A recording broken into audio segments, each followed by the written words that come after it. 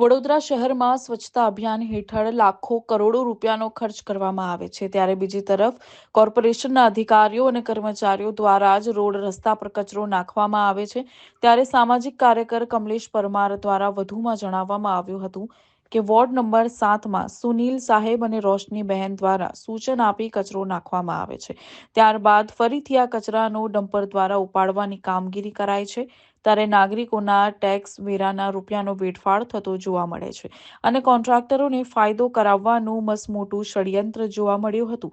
ત્યારે આવા અધિકારીઓને તાત્કાલિક ધોરણે સસ્પેન્ડ કરવામાં આવે, કારણ કે નાગરિકો દ્વારા રોડ રસ્તા પર લારી ગલ્લા બાજુમાં થોડી ગંદકી કરે ત્યારે પાવતી આપીને દંડ વસૂલવામાં આવે છે.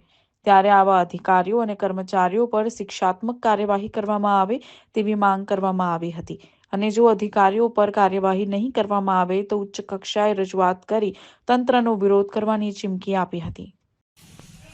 સ્વચ્છ વડોદરા, સુંદર વડોદરા. પરંતુ આજે અમે વડોદરા શહેર મહાનગરપાલિકાના મ્યુનિસિપલ કમિશનર સાહેબ, મેયર સાહેબ, ચેરમેન સાહેબનું ધ્યાન દોરવાનો એક અમારો નાનકડો પ્રયાસ છે.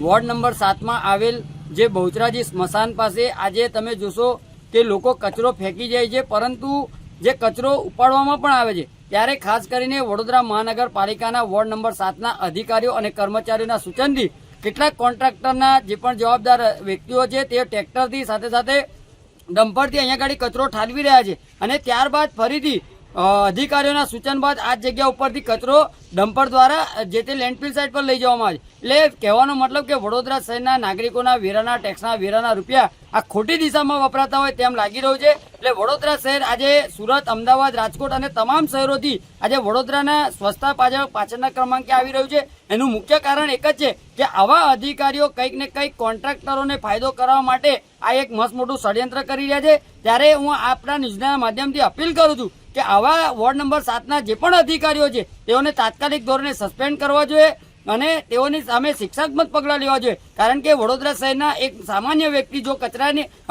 લારીની આજુબાજુની અંદર થોડી ગંદકી કરતા હોય ત્યારે 500 થી 1000 રૂપિયાનો દંડ ફટકારવામાં આવતો હોય છે અને દંડની પાવતી આપવામાં આવતી હોય છે. ત્યારે વડોદરા શહેરના મેયર, કમિશનર, ચેરમેનશ્રીને હાથ જોડીને એક અમારી અપીલ છે કે વડોદરા શહેરમાં એક દાખલો બેસે અને એક ઉત્તમ ઉદાહરણ સાબિત થાય, કારણ કે આ રીતનું કૃત્ય બીજી વાર ન કરે તે માટે વહેલામાં વહેલી તકે આવા તમામ અધિકારીઓ સામે શિક્ષાત્મક પગલાં લેવા જોઈએ અને તાત્કાલિક ધોરણે સસ્પેન્ડ કરવા જોઈએ તેવી અમારી માંગ છે.